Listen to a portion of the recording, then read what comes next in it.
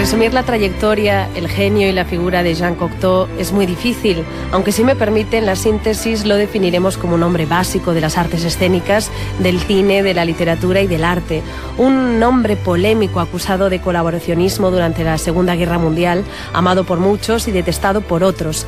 Hace 55 años visitó la Feria de Abril de Sevilla un día como hoy. Entonces era el último día de corridas y el torero Dámaso Gómez le brindó un toro. Con este gesto también le brindó la chispa necesaria para que escribiera y dibujara un libro delicioso para todos los sentidos que en un rato vamos a presentarles. La corrida del 1 de mayo. Un día como hoy de 1954, el artista, el escritor, el poeta, el cineasta, el inclasificable Jean Cocteau asistió al último día de corridas de la Feria de Abril en Sevilla. Durante los días previos nadie le brindó un toro a Cocteau, pero ese 1 de mayo Dámaso Gómez le brindó el suyo y así surge el libro hasta ahora inédito en España, La corrida del 1 de mayo, que estos días publica la exquisita editorial Demi Page. Por supuesto, el libro es una joya con ilustraciones del propio Cocteau. La traducción corre a cargo de David Villanueva, que nos acompaña hoy en el estudio. Buenas tardes, David. Hola, ¿qué tal? Buenas tardes, Laura, ¿cómo estás? Muy bien. Y el prólogo lo firma Antonio Domínguez Olano, periodista, poeta, dramaturgo, amigo de Jean Cocteau. La leche, vamos. Sí. Buenas tardes y bienvenido. Buenas tardes y muchas gracias por traerme una vez más. Ahora me traéis mucho esta que fue en mi casa muchos años. Pues bienvenido. Estábamos hablando a micrófono cerrado de la maravilla que es este libro, Antonio. Sí, es un libro maravilloso. Yo he leído bastante a Jean Cocteau y les digo que es el libro más hermoso de Jean Cocteau, tanto en sus ilustraciones como en sus poemas, tanto a Lorca como a Manolete, con sus apreciaciones, y luego un Cocteau que era muy rígido en su forma de ser, de escribir, etcétera.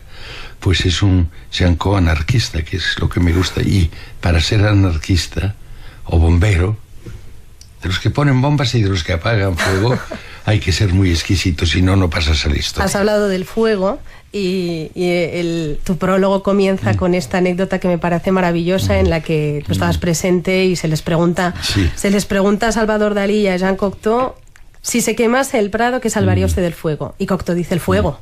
Naturalmente el fuego. y Dalí, pues que quiso ser más serio, no asustar a la gente, dijo que el aire que hay en las pinturas de las Meninas de Velázquez. Créanme que en el campo ni en ningún cuadro hay aire, pero bueno. Bueno, estábamos hablando antes a micrófono cerrado, me decía Antonio que esta traducción era casi mejor, David, que el original de Cocteau. Sí. David. Sí, esas son unas palabras de Antonio que me enorgullecen, pero que seguramente no son verdad.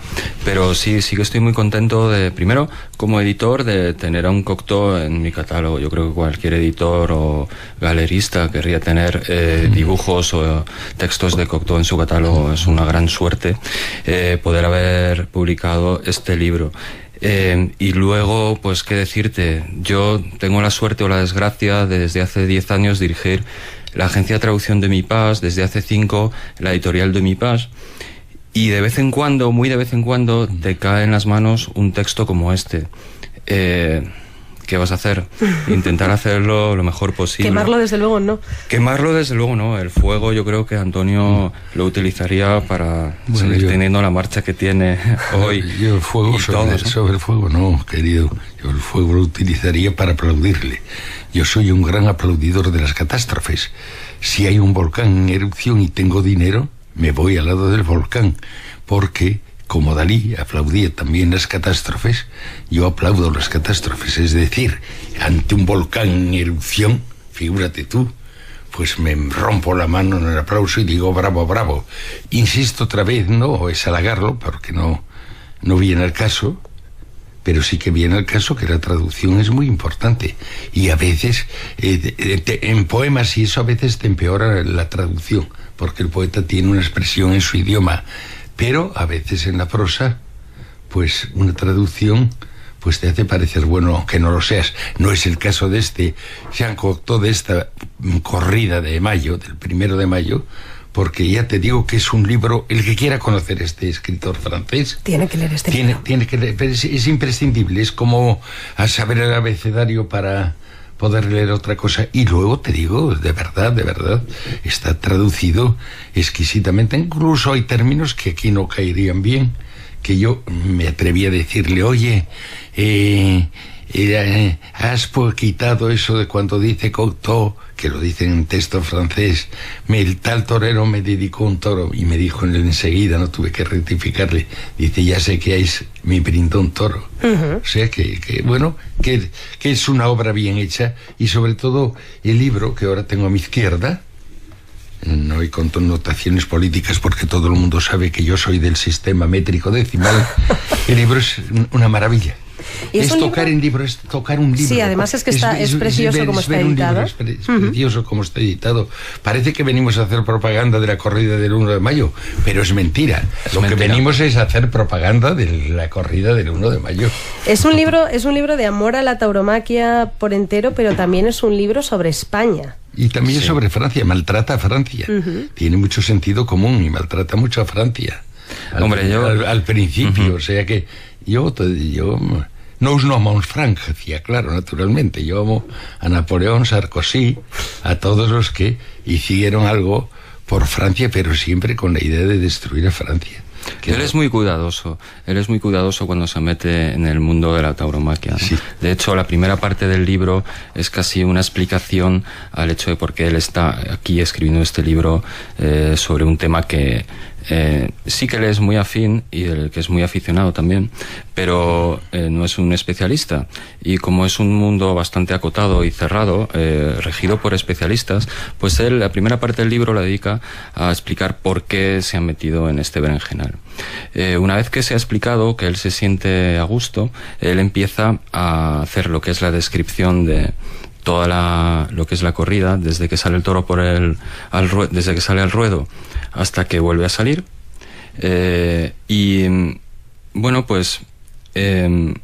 Voy a contar cómo empieza, ¿no? La narración de este relato, luego diré que el libro tiene varios relatos. Este relato de la corrida del 1 de mayo empieza cuando Dámaso Gómez, que era una de las figuras de entonces, en los años 50, estamos en los años 54. Era muy grandioso torero, daba muchos pases y se pasaba de pases, y entonces en las grandes plazas empezaba con la muleta y empezaba el público 1, 2, 3 y llegaba, decían 2.500, pero era un torero muy grande.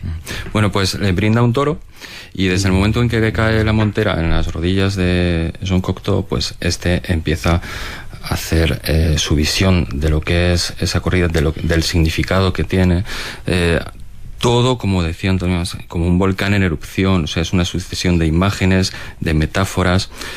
Parecería que estuviera viendo la corrida a través de un caleidoscopio, ¿no? Y esa es su narración, una narración que es una prosa muy, muy, muy poética, con unas descripciones de la boda que él hace entre el toro y el torero, de cada momento, tan poéticas y tan bonitas que eran muy difíciles de plasmar en castellano, ¿no? Entonces, en ese sentido sí que me quedo contento. Yo cuando decía que también hay una visión de España y que nos ofrece una visión, la visión que tenía Jean Cocteau de España, he leído con interés el apartado en el que dice lo siguiente: en España se expresan con una libertad increíble. Y yo tenía curiosidad por seguir leyendo, porque digo, bueno, estamos en 1953, 1954. Sí, y digo, ¿cómo? Él dice pensamientos bastante polémicos. Claro, entonces pero luego dice, la censura, dice eso, ¿no? En España se expresan con una libertad increíble. Y sigue, la censura empieza por escrito. Esta censura es bastante terrible. Impide desarrollarse a un puñado de escritores y pensadores por su fuerza. España es un país de grandes escritores sin público. España, dice uno de sus poetas, desprecia lo que ignora. Bueno, no es la frase de él, ¿eh? Esta no. La recoge, claro, sí. Esta no es. Desprecia lo que ignora. Yo no creo que sea un país de grandes lectores, ni de gente eso que se llaman culta, porque no sé qué es una persona culta, ¿comprendes? Yo creo que la cultura camina por caminos paralelepípedos. Bien, perdona que te he interrumpido. No, mira, Cocteau en realidad siempre fue un personaje muy polémico, por muchas razones, porque al final de su vida sí, pero él nunca llegó a definirse en ninguno de los aspectos de la vida, ni en el aspecto sexual, mucho menos político. Siempre estuvo en boga de juicio, en tela de juicio, e incluso en Francia los tribunales que hubo para demostrar si había sido agente colaboracionista o no, pues él tuvo que pasar por ahí, y en realidad era una postura que a él le venía muy cómoda, porque a él le gustaba decir y pensar lo que quisiera y decirlo y expresarlo, y era como su leitmotiv de vida, ¿no? Él no quería pertenecer a ningún ismo, no quería formar parte de nada. Él tenía una personalidad muy fuerte. Le acusaban de todo. Y se sentía muy a gusto en ese papel transgresor que mantuvo hasta el final de su vida, ¿no? Cuando él decía estas cosas, yo cuando me encontraba esto en el texto decía, bueno, pues mira, ya tenemos polémica para el libro. Luego también se desdice muchas cosas, otras cosas las dice con mucha gracia. Hay veces que me acuerdo una frase que dice cuando en su viaje a España, que es otro apunte sobre un primer viaje a España, que es otro de los relatos del libro, habla de su viaje a Andalucía, donde por cierto hace unas descripciones de Sevilla y de la feria que son de verdad muy bonitas. Por favor, si alguien compra el libro, que no se las pierda, porque de verdad es que merecen la pena. Pero empieza a hablar de Gibraltar, dice, Gibraltar es una piedra muy grande en el zapato de los españoles. Y luego ya se explica, bueno, otras cosas. Pues está el libro lleno de estas expresiones que te hacen mucho pensar, ¿no? Y sí, él levanta polémica allá por donde va. Claro, cuando lees esto yo pensaba, ¿y cómo hablaría de España hoy? ¿No? Pues hablaría muy bien, siempre habló muy bien de España. Ya sabes, aquello queremos España porque no nos gusta, ¿no? Pues queremos España, incluso nos gusta, y él era un español más. Y lo decías antes, David, que el libro pues se ordena por capítulos, ¿no? El primero es la corrida del 1 de mayo, el homenaje a Manolete, apunte sobre un primer viaje a España, la improvisación de Roma y carta de adiós a Federico. No es este el orden, pero lo he dejado así para hablar de esta carta de adiós a Federico, que es como un hermoso poema en prosa que parece meterse Jean Cocteau en la piel de Federico para escribirlo y para hablar de lo vas a leer, me parece, porque lo que lo está buscando. Luego lo leo al final, si queréis. Pero sí, es verdad. De hecho, en este libro, tanto Picasso como Manolete y Federico García Lorca, en los 5 relatos, bueno, incluida la poesía a Federico García Lorca, que forman este libro, están siempre muy presentes. Es como el hilo conductor entre los 5 relatos, aparte de que estamos en España y están en el mundo de la tauromaquia, por supuesto.